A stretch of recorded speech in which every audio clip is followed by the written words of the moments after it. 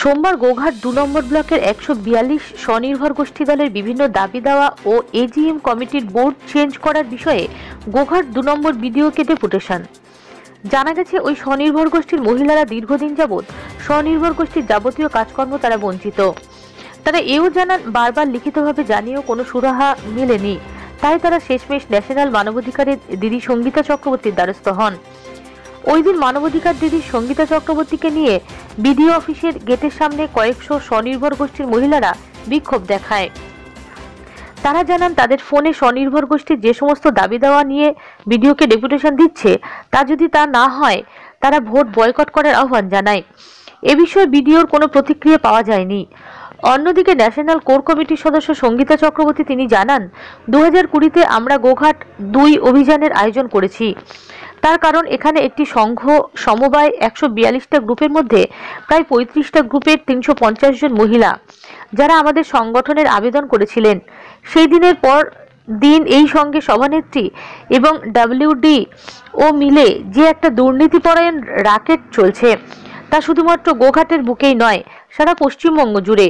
শুধুমাত্র সংঘ সভানেত্রী তারা শাসক দলের ঘনিষ্ঠ হয়ে প্রচন্ড পরিমাণে কাটমানি তুলছেন এবং সংঘ সংবেদদের যে উদ্দেশ্য মহিলাদেরকে স্বনির্ভর করা, কিন্তু তার কোনোটাই পূরণ হচ্ছে না। প্রকৃত গভীর যদি আমরা ঢুকি তাহলে বুঝতে পারবো, সারা পশ্চিমবঙ্গ জুড়ে যে স্বনির্ভর গোষ্ঠীগুলো আছে তারা কেউ স্বনির্ভর হয়নি। তার কারণ, এরা ঠিক মতন লোন পাচ্ছে না, তাদের লিমিট বাড়ানো হচ্ছে না। সংঘের যে সুবিধাগুলো আসছে, ট্রেনিং দেওয়া থেকে শুরু করে অন্যান্য, তা কিছুই তারা পাচ্ছে না। এছাড়া তিনি বিভিন্ন কথা স্বনির্ভর গোষ্ঠীর মহিলাদের জন্য বলেন। মিরাজুল মল্লিকের রিপোর্ট, বাংলা MG নিউজ। 2020-তে আমরা গোঘাট 2 ঘেরাও অভিযান আয়োজন করেছি।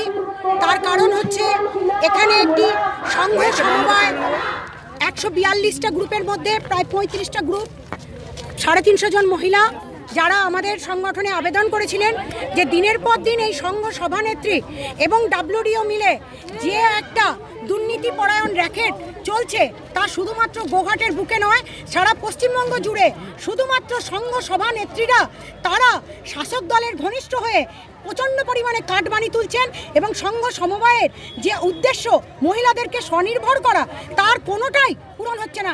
এদিকে মাননীয়া গিয়ে এই সংঘ সমবায়ের নামে আজকে নাবার্ড যে টাকা পাঠাচ্ছেন, তার উপরে বেস করে উনি নাকি নেদারল্যান্ডসে গিয়ে অ্যাওয়ার্ড নিয়ে চলে আসছেন। অ্যাকচুয়ালি যদি আমরা গোড়াতে ঢুকি তাহলে বুঝতে পারবো, সারা পশ্চিমবঙ্গ জুড়ে যে সেলফ হেল্প গ্রুপ বা স্বয়ম্বর গোষ্ঠীগুলো, তারা আদৌ স্বয়ম্বর হয়নি, স্বনির্ভর হয়নি। তার কারণ কি, তারা আজকে ঠিকমতো লোন পাচ্ছে না, তাদের লিমিট বাড়ানো হচ্ছে না, সংঘের যে সুবিধাগুলো আসছে ট্রেনিং দেওয়া, সেই ট্রেনিংগুলো তারা পাচ্ছে না। তাদেরকে যেরকম সময় টাকা শোধ দিতে হবে, তাদের ক্যাশ ক্রেডিটগুলো ঠিকমতো করে মেনটেন হচ্ছে না। এবং আরও কঠিন, যে সংঘ সমবায় নেত্রীরা 2-4 জন নেত্রী, যে এই একমাত্র আমি এখান থেকেই কমপ্লেনটা পেয়েছি, যার সভানেত্রী কমপ্লেন করেছেন, SP-কে করেছেন, যে সই জাল করে অ্যাকাউন্ট থেকে টাকা তুলে নিচ্ছেন। তার মানে সমিতির নামে মাননীয় মুখ্যমন্ত্রী যে টাকা পাঠাচ্ছেন, সেই টাকাও নাকি সই জাল করে তুলে নেওয়া হয়। এত বড় তথ্য আজ আমরা পেয়েছি। দ্বিতীয়ত হচ্ছে যে এই যে সভানেত্রীরা, তারা শুধুমাত্র তোলাবাজির ওপর নির্ভর করে WDO যে মহিলা উন্নয়ন আধিকারিক রাখা আছে, তাদের হাতে তোলা তুলে দিচ্ছেন এবং বছরের পর বছর AGM হচ্ছে না এবং অডিট হচ্ছে না। আর এইভাবেই আজকে সংঘ সমবায়গুলো মানুষকে শোষণ করে চলেছে। স্বনির্ভরের নামে পুরো ধাপ্পা এবং একটা ঘাপলাবাজি সারা পশ্চিমবঙ্গ জুড়ে চলেছে। আমরা তার নিন্দা করছি এবং মাননীয় মুখ্যমন্ত্রীকে বলছি যে এই মহিলারা যারা স্বনির্ভর হতে পারলো না, যারা টাকা ঠিকমতো শোধ দিতে পারলো না, যারা আজকে ডিফল্টার ব্যাংকের কাছে, শুধুমাত্র আপনার ওই সমিতির জন্য, সমিতির সভানেত্রীদেরকে সমস্তদেরকে সারা পশ্চিমবঙ্গ ব্যাপী চেঞ্জ করা দরকার আছে। কতক্ষণ চালাবেন অবস্থান বিক্ষোভ? অবস্থান বিক্ষোভ এর আগের দিন আমরা একটা মিটিং করেছিলাম। অবস্থান বিক্ষোভ আমরা খুব বেশিক্ষণ চালাতে চাই না। আমরা একটা ডেপুটেশন জমা করতে চাই।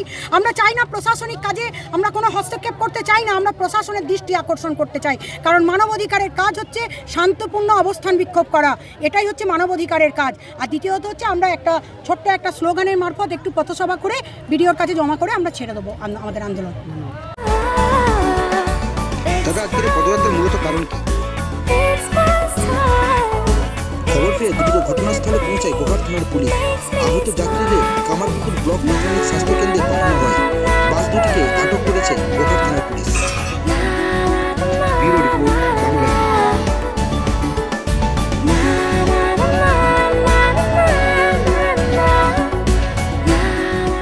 Bharat collection. Jeans and t-shirts only for men.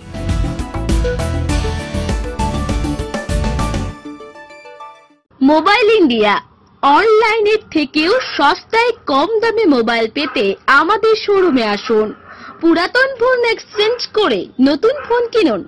0% ইন্টারেস্টের সহজ কিস্তিতে Bajaj, HTV, TVS, home credit ও স্যামসাং ফাইন্যান্সের মাধ্যমে Vivo, Oppo, Realme, Redmi, Poco, Narzo phone পাওয়া যায়। ঠিকানা Kamarpukur Chati, Arambagh road, Hooghly. Mobile number 9732627262, 7908993366। Mobile India.